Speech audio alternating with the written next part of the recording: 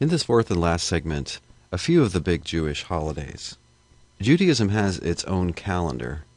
They traditionally date God's creation of the world to the year which we call 3760 BCE. The Jewish calendar is complicated. It's both lunar and solar, and consequently all Jewish holidays vary in when they occur in our calendar. They move back and forth. One very important holiday is Rosh Hashanah, which is the Jewish New Year. This occurs in September or October and commemorates God's creation. There's a lengthy service here which features blowing of the shofar, which is a ram's horn that makes a sound when you blow through it. 10 days of penitence later is the important holiday of Yom Kippur, or the Day of Atonement. This is a day of prayer, fasting, and confession of sin. In biblical times, this was the day of the big yearly sin sacrifices made by the high priest in the temple in Jerusalem. In Rabbinic Judaism, this has been transformed into a day of personal repentance and reflection. And this is the holiest day of the year. 5 days after that, Sukkot, or the Feast of Tabernacles, or the Feast of Booths. This is a sort of harvest celebration. This practice also comes from the Torah.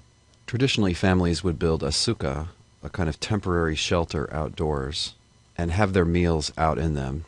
This is to commemorate the way that the Hebrews wandered in the desert after Moses led them out of Egypt. Remember, God did not take them straight to the land that he had promised to Abraham.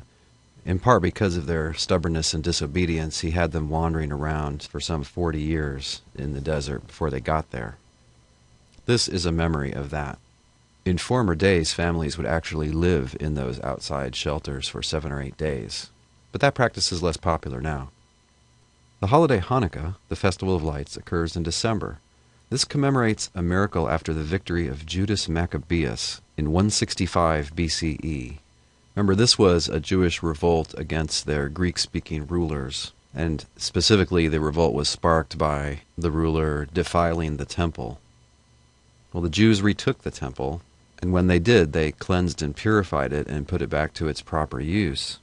And they came up with an improvised Hanukkah.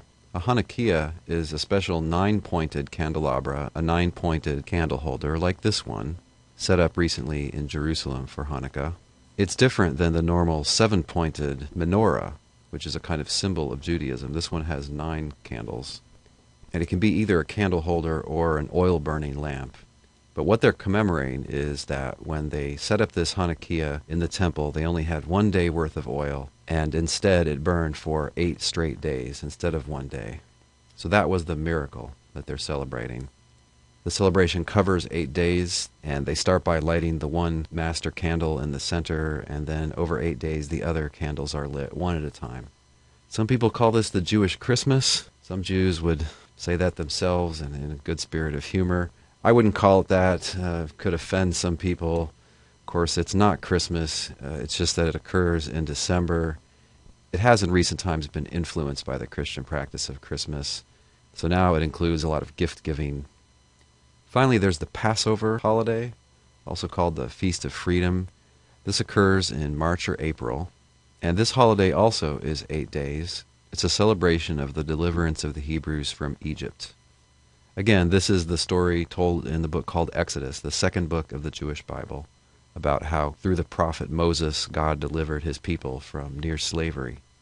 This involves a special commemorative Seder meal in which one eats unleavened bread, or matzot. Unleavened bread is what the Hebrews were commanded by Moses to eat on the night before they were to be led out of Egypt. That concludes our quick survey of the Jewish tradition. I hope you've enjoyed it. Next, the biggest religion in the world in terms of numbers and percentages.